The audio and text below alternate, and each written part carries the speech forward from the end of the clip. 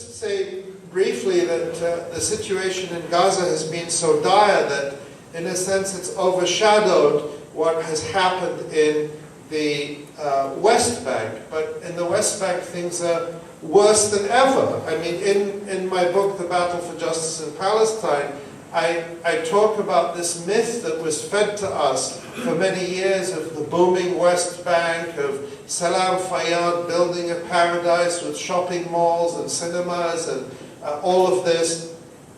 And this mirage has disappeared, and what's left is a situation where Palestinians face ever-accelerating land theft by Israel, brutal repression by the Israeli army, and brutal repression by the Palestinian Authority, which is closely allied with it.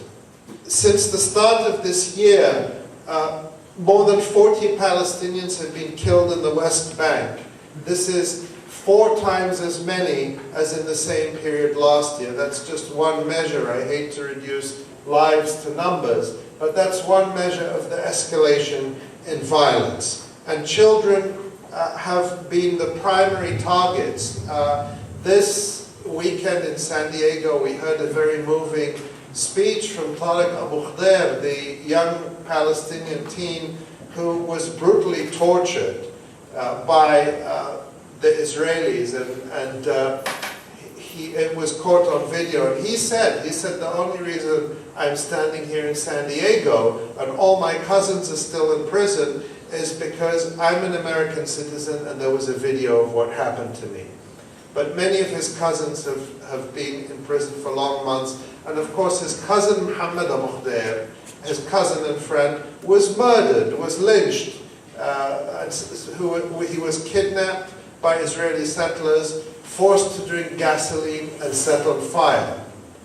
But it highlights the targeting of children. And here I think Jennifer Bing from AFSC has some information on the No Way to Treat a Child campaign, which is starting up, which is an attempt to focus on the military detention and torture of children, and that's a campaign everyone can get involved in. Of course, the violence against Muhammad and Tariq and so many other children came in the context of the rampage which the Israeli government launched in the West Bank in June after the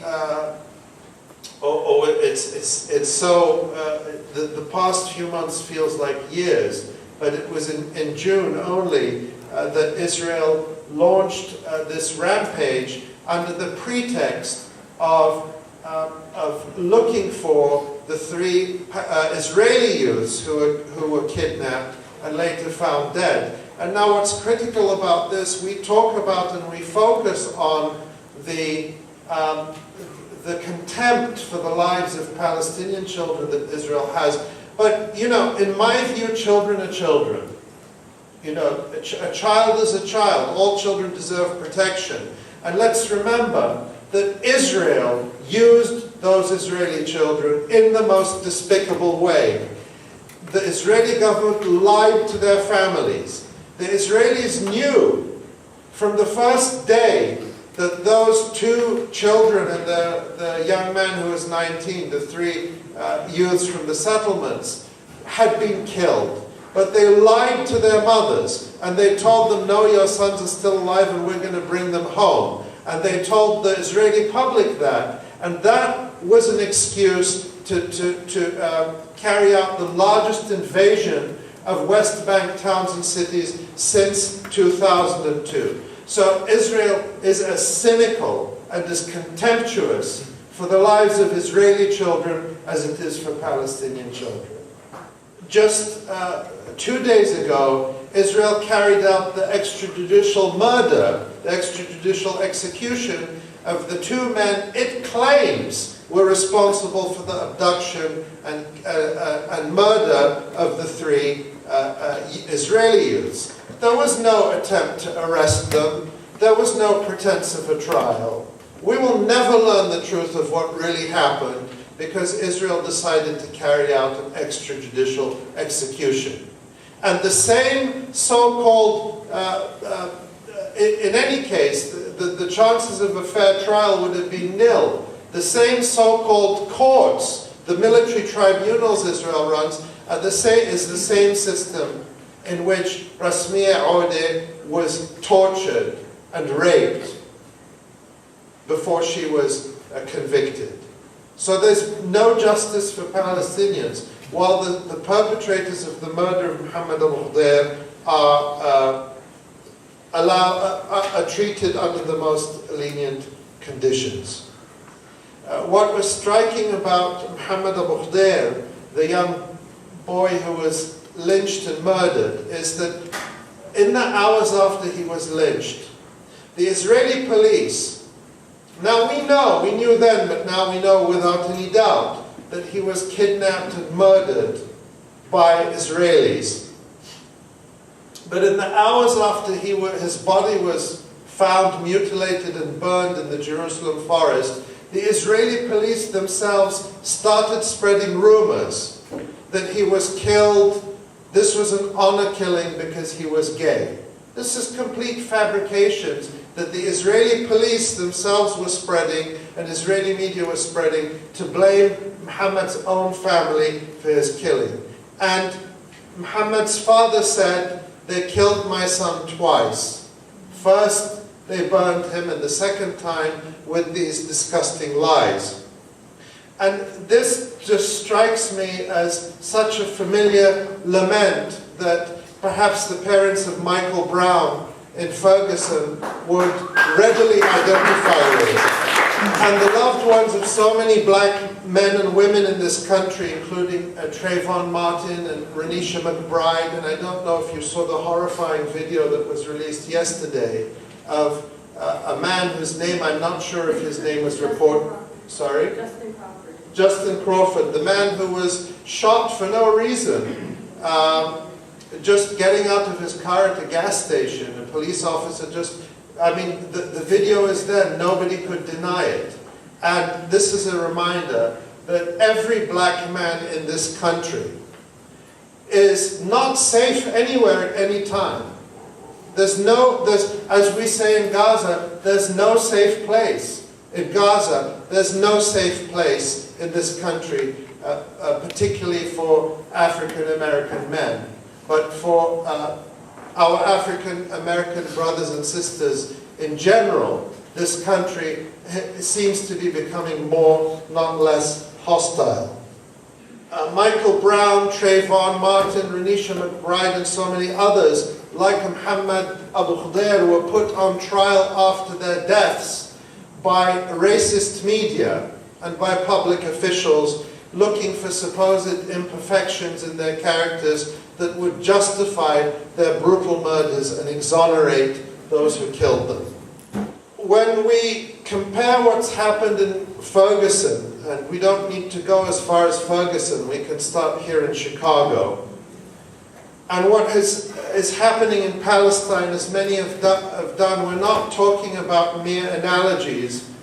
We're talking about organic, financial, political, and ideological connections between what happens here and what happens in Palestine. And in the book here, I talk about the militarization of policing, mass incarceration, the conveyor belt of police officials and police chiefs who go to Israel for training and cooperation with Israel's brutal and racist occupation.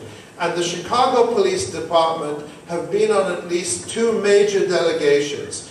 Virtually all the top brass in the Chicago Police Department from every division have been to Israel on Israel lobby-sponsored delegations. So this is real, and it's happening now. And what is happening is the testing of weapons systems and systems of oppression on Palestinians that are then sold to police forces around the country. Israel didn't invent racism. Let's be clear about that. America does not need any lessons from Israel in racism. But Israel is providing technologies of oppression that then get laundered as foreign expertise, tested in the tough neighborhood of the Middle East.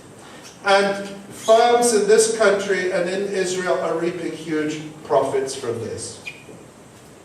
And this is also true with border militarization and mass deportation. What was amazing at the conference in San Diego, the US campaign conference, and these discussions are happening here among us on campuses, is about the amazing advances the Palestine Solidarity Movement, and particularly the boycott, divestment, and sanctions movement have made in the past 3-5 years.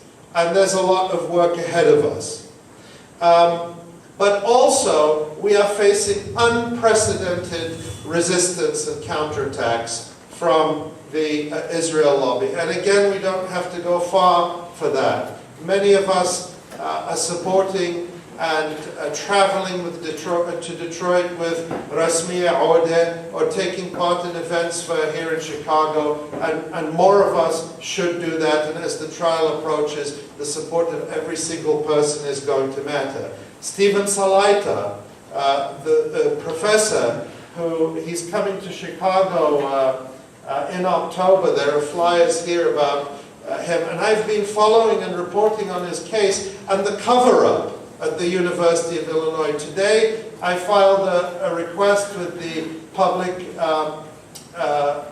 access counselor of the Illinois Attorney General to ask for investigation into the university's apparent destruction of public records that I believe would shed light on the influence of major pro-Israel donors on the decision to fire Stephen Salaita. I believe there is evidence of a cover-up, and I'm going to do all I can to get to the bottom of it.